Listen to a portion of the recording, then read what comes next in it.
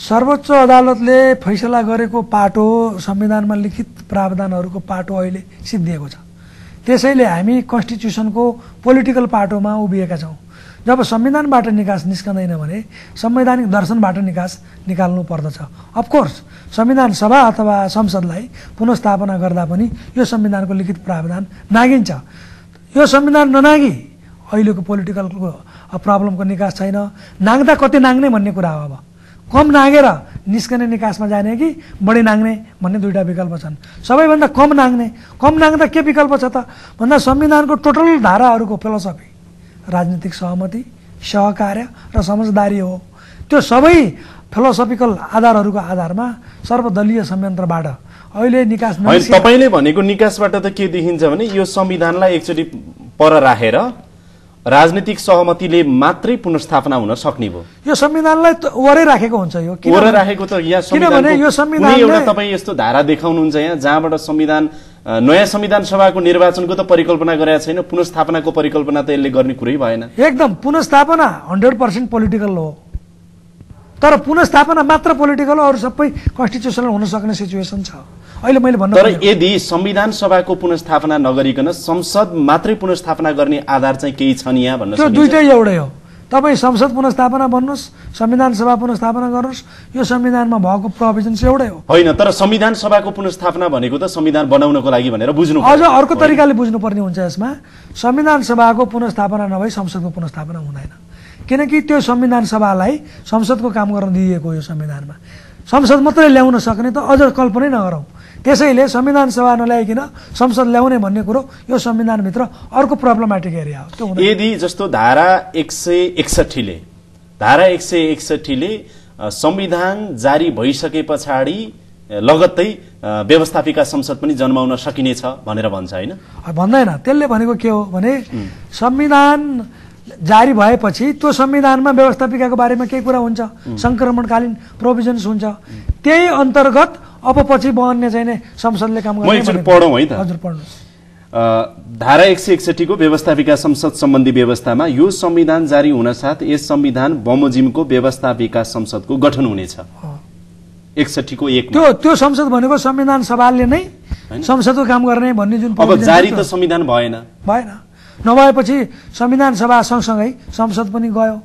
अब संसद आउने हो भने संविधान सभाबाट संसदलाई पुनर्स्थापना यो धाराले गर्न सकिँदैन। एकदमै संविधान सभा बाहेक संसदको त पुनर्स्थापना भन्ने नै छैन यहाँ। किन छैन भने संविधान सभाले संसदको काम गरेको, संसदले संविधान सभाको होइन। तर राजनीतिक रूपमा नि सर, राजनीतिक रूपमा यो संविधान सभाले संविधान जारी गर्न सकेन, त्यसकारण असफल भयो। यो त सत्य हो, यो त सत्य हो नि।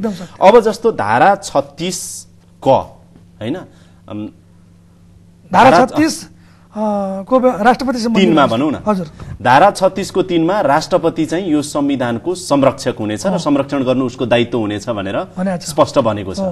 अर्कोतिर धारा 158 मा बाधा अड्काउ फुकाउको लागि राष्ट्रपतिले चाहिँ सहमतिमा सिफारिसमा चाहिँ बाधा अड्काउ फुकाउ काम गर्न सक्ने छ भन्ने स्पष्ट भनेको छ।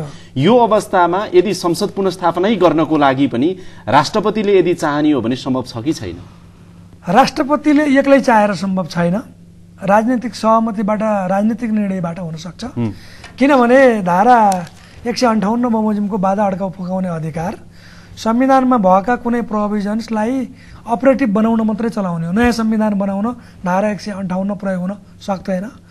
त्यसरी म धारा 158 को एकचोटि भन्छु, यो संविधानको कार्यान्वयन गर्न कुनै बाधा अड्काउ परेमा, हैन, कार्यान्वयन गर्न कुनै बाधा अड्काउ परेमा राष्ट्रपतिले मन्त्री परिषदको सिफारिसमा त्यस्तो बाधा अड्काउ फुकाउन आदेश जारी गर्न सक्नेछ र त्यस्तो आदेश व्यवस्थापिका संसद वा संविधान सभाबाट 1 महिनाभित्र अनुमोदन गराउनु पर्नेछ। संविधानमा लेखिएको कुराको कार्यान्वयन गर्न अप्ठ्यारो पर्यो भने बाधा अड्काउ फुकाउने हो। नयाँ संविधान बनाउन बाधा अड्काउ फुकाउन सकिँदैन, नम्बर 1। नम्बर 2, त्यसरी बाधा अड्काउ फुकाएको कुरा पनि 1 महिनाभित्र संसदले अनुमोदन गर्नु पर्यो। तपाईको 1 महिनाभित्र संसद हुनु पर्यो नि। संसदै छैन भने त्यो बाधा अड्काउ फुकाएको अनुमोदन कसले गर्ने? धारा 36 मा टेकेर धारा 36 मा टेकेर राष्ट्रपति चाहिँ अब संविधानको संरक्षण गर्नु उसको दायित्व हो। अर्को कुरा चाहिँ 158 मा बाधा अड्काउ फुकाउको लागि चाहिँ मन्त्री परिषदको सिफारिसमा चाहिँ उनले यदि संसद पुनर्स्थापना गरिदियो भने धारा के भन्छ भने अनि फेरि 1 महिनापछि त त्यो संसद पुनर्स्थापना भएपछि त्यो संसदले अनुमोदन गर्न सक्ने भयो। पुनर्स्थापना गर्यो भने अनुमोदन हुन सक्छ, तर समस्या कहाँनेर छ भन्ने राष्ट्रपतिले यो संविधानको संरक्षक हो नि, यो संविधानमा नभएको कुराको संरक्षक त राष्ट्रपति होइन। यो संविधानको पालना नगराउने हो राष्ट्रपतिले, यो संविधानमा नभएको कुरो इन्ट्रोड्युस राष्ट्रपतिले गराउने होइन। त्यसैले यो संविधानको पालन गर्नेसम्म राष्ट्रपतिको काम सीमित छ। यो संविधानमा नभएको कुरो ल्याएर संविधान पालन गर्ने न्यूमा राष्ट्रपतिले पनि यो संविधानमा काम गर्न सक्ने स्थिति छैन। त्यसो हो भने त प्रधानमन्त्री जस्तो धारा तपाईको मानुस् न 63(7) धारा 63(7) बमोजिम प्रधानमन्त्री संसदको सदस्य नरहेपछि ऊ प्रधानमन्त्री पनि त रहेनन् नि, छैन होइन त? कसरी प्रधानमन्त्री रहे? अहिले प्रधानमन्त्री भनेको काम चलाउ हो। यसको के छ भने कन्स्टिट्युसनल फिलोसफी सरकार भ्याकुममा हुँदैन भनेर प्रधानमन्त्री नभएपछि त्यो अर्को प्रधानमन्त्री नआइन्जेलसम्मको लागि काम चलाउ। तर मैले के बुझिरहेको छैन भने अहिले मार्केटमा पनि आइरहन्छ प्रधानमन्त्रीले राजीनामा दिनुपर्छ। अब काम चलाउ प्रधानमन्त्रीले राजीनामा दिने कुरो पनि हुँदैन।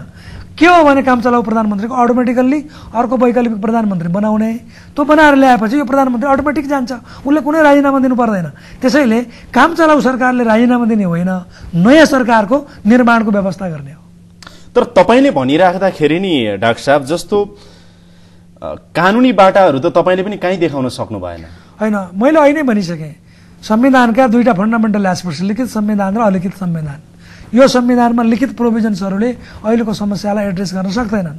त्यसैले अलिखित प्रोभिजन्सहरू बट इन एकाउन्टेबल वे संवैधानिक दर्शनको आधारमा अगाडि बढ्न सकिन्छ भन्ने मात्रै रह्यो। धारा उपधारा आदि इत्यादि दफा उपदफाको आधारमा सकिने भएन। एउटा त्यो, दोस्रो यो संविधान यसको लिखित प्रोभिजनलाई सबभन्दा कम भत्काएर अलिखित प्रोभिजनको फिलोसफीको व्याख्याबाट मुलुकलाई कमभन्दा कम समयमा यो ट्रान्जिसनबाट मुक्त गरी शान्ति प्रक्रियामा अगाडि बढेर संविधान सभाबाट जारी हुने संविधान जारी कसरी गर्न सकिन्छ भन्ने मात्र मेरो चिन्तन हो। एउटा तपाईले धारा 33(द) को कुरा गर्नुभएको थियो, त्यसमा के छ एकचोटी बताइदिनुस् त। धारा 33(द) ले के भन्छ भने 63 साल कार्तिक 22 गते सहमति कायम गर्ने प्रमुख राजनैतिक दलहरू र संविधान सभामा प्रतिनिधित्व गर्ने अन्य राजनैतिक दलहरू समेतसँग सहमति, समझदारी र सहकार्य, तीनटा सहमति, समझदारी र सहकार्य गरी मुलुकका प्रमुख राजनीतिक समस्याहरूको समाधान गर्ने, संस्कृति विकास गर्ने।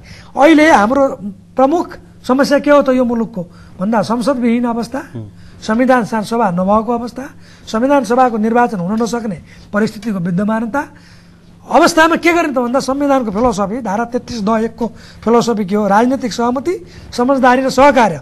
यो तीनटा कार्यबाट राजनीतिक समस्याको समाधान गर्ने, संस्कृतिको विकास गर्ने, यो काम हो हाम्रो आजको। भनेपछि हाम्रो संविधान अन्तरिम संविधानले प्रस्तावनादेखि विभिन्न धाराहरूमा समेत राजनीतिक सहमतिको लागि चाहिँ जोड दिएको छ। हजुर, भनेको चाहिँ राजनीतिक सहमति गरियो भने हरेक समस्याको समाधानको लागि होइन। धारा 43 को भाषा पनि हेरौँ यो सँगसँगै सरकारको सञ्चालन संयुक्त जनआन्दोलनको भावना, राजनीतिक सहमति र सहकार्यको संस्कृति अनुरूप गरिनेछ भनेको छ।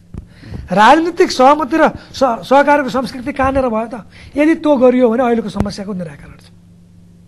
यही संविधानको फिलोसफीको व्याख्याबाट डाइरेक्ट धाराहरूलाई अहिले अनटच्ड गरे पनि कन्स्टिट्युसनलिजमको बृहत फिलोसफीको व्याख्याबाट जस्तो यदि जस्तो धारा 36 को धारा चाहिँ 38 को 7 ले जुन प्रधानमन्त्री पदमुक्त हुने व्यवस्था गर्यो नि संसद सदस्य नरहेमा, तर त्यस्तै गरेर धारा 40 को अघि हामीले कुरा गर्यौं नि, जस्तो धारा 40 मा चाहिँ मन्त्री र उपप्रधानमन्त्री लगायत चाहिँ व्यवस्थापिका संसदको सदस्य नभए पनि उनीहरू मन्त्री हुन सक्ने। यो कल्चर हो, यो मैले अहिले भनिसकेँ। यो कन्स्टिट्युसनको बेसिक नर्म्स, फन्डामेन्टल नर्म्स भनेको के हो भने राजनीतिक सहमति। राजनीतिक सहमति छ भने संसदको सदस्य नभए मान्छे नि मन्त्री हुन सक्छ। भनेपछि यदि संवैधानिक दर्शनलाई आत्मसात गर्ने हो भनेदेखि मन्त्री उपप्रधानमन्त्री संसदको सदस्य नरहे पनि हुन सक्छन् भने अहिलेको आवश्यकता अनुसार प्रधानमन्त्री पनि संसदको सदस्य नभए पनि।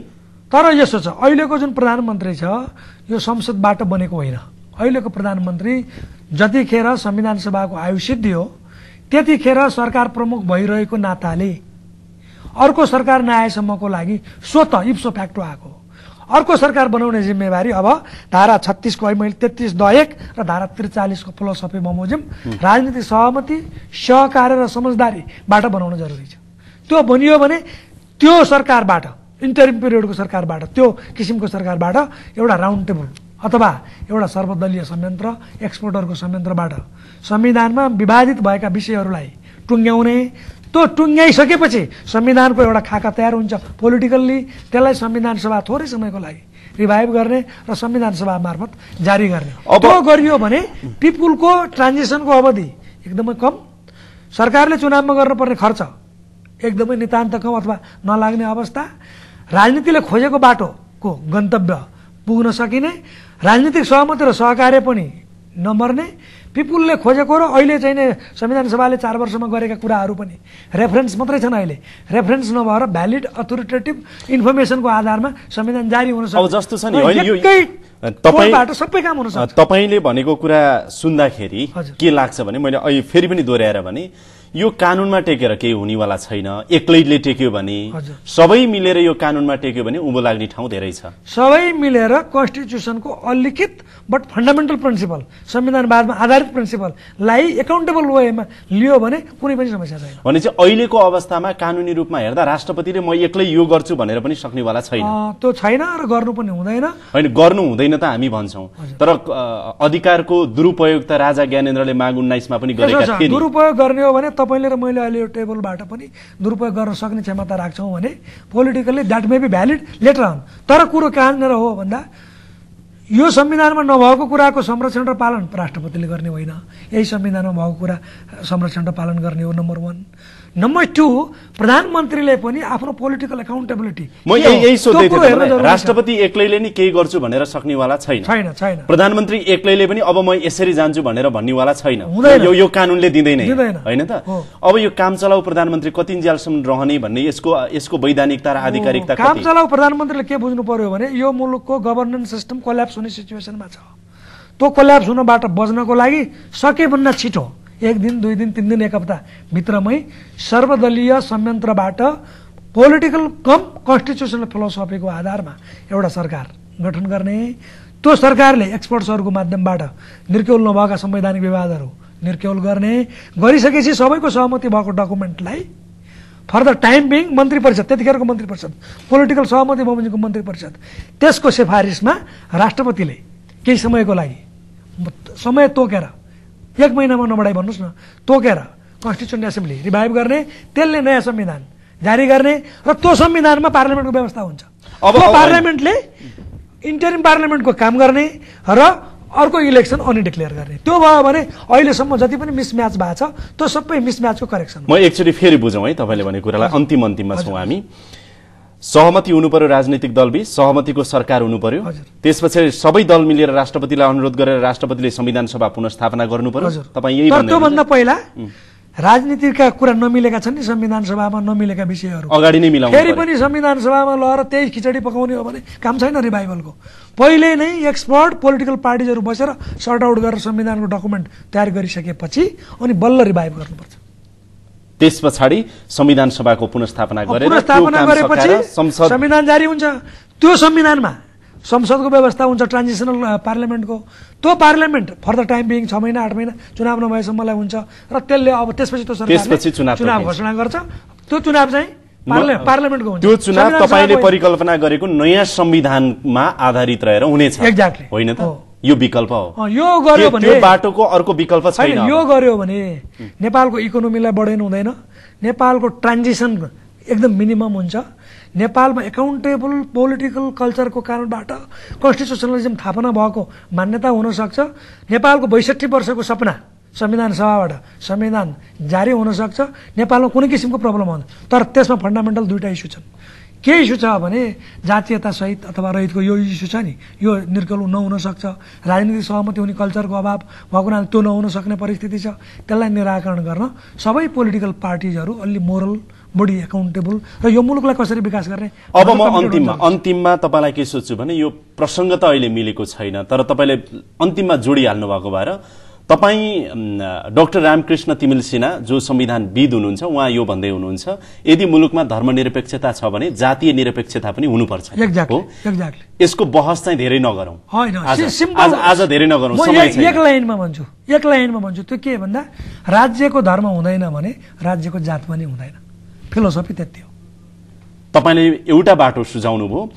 हाम्रो राजनीतिक वृत्तमा यसले एउटा बहसको विषय पाओस् र छिट्टै एउटा निकास निस्कियोस्, हामी यो कामना गर्छौं। तपाईलाई आफ्नो समय दिनुभयो, धेरै धेरै धन्यवाद। धन्यवाद, मलाई बोलाइदिनु भयो।